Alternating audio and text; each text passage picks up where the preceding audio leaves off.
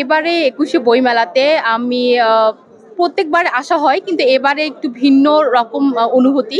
সেটা হচ্ছে আমার ইউনিভার্সিটির স্যার, তিনি আমার প্রাক্তন টিচার ছিলেন, এখন তিনি ইউ ল্যাবে। বরাবরের মতো স্যারের যে ২৮৫ নম্বর স্টলে সৃজন প্রকাশনী থেকে এই মায়াজাল বইটি প্রকাশিত হয়েছে। বইটি প্রত্যেকটি লাইন পড়তে গেলে ভীষণ মায়া নিয়ে পড়তে হয়, এবং বইটি পড়ার সময় আমরা শৈশবে ফিরে যাই।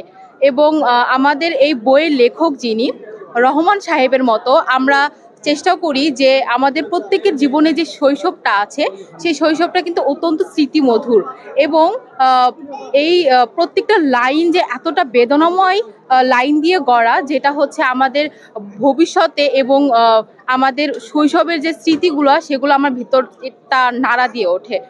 তো বইয়ের আরো একটা বিশেষত্ব হচ্ছে যে এই বইটা স্যার যখন লিখেন তখন মানে অনেক মানে আমরা শৈশবে ধরেন মায়ের সাথে যখন আমরা যে সময়গুলো কাটাই, যে অনেকের মা হয়তো বা আমার বয়সে অনেকের মা হয়তো বা মারা গেছে, কিন্তু তারা যখন এই বইটা পড়ে তখন সেই স্মৃতিতে নিয়ে যায় যে মায়ের সাথে যে সুন্দর মুহূর্তগুলো আমরা কাটাইছি, মা যে আমাদের সুন্দর করে আগলে রাখতেন।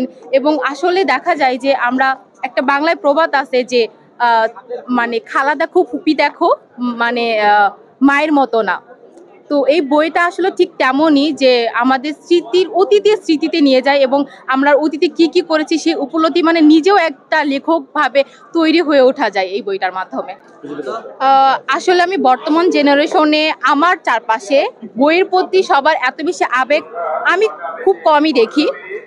মানে বইটা আমরা হচ্ছে ওভাবে পড়তে চাই না, আমরা হচ্ছে জাস্ট ওপরের কোনো একটা রিভিউ যদি আমাদের দেখে ভালো লাগে তখনই আমরা সেই বইটা পড়ার চেষ্টা করি এবং পড়ি।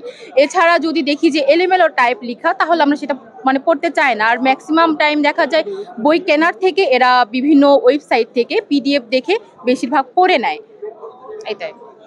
বই পড়ার পরে আমার মনে হয় যেন আমি যেটা জানি না সেটা আমার অজানা অনেক কিছু আমার জানা হয়ে যায়, এবং দেখা যায় যে আমার যেভাবে আচরণ মানে করা উচিত সেটা আমি শিখতে পারি। কারণ আমরা চলার পথে অনেক সময় অনেক ভুল ভ্রান্ত সিদ্ধান্ত নিয়ে ফেলি, অনেক আবেগময় স্বপ্নে ভাসি।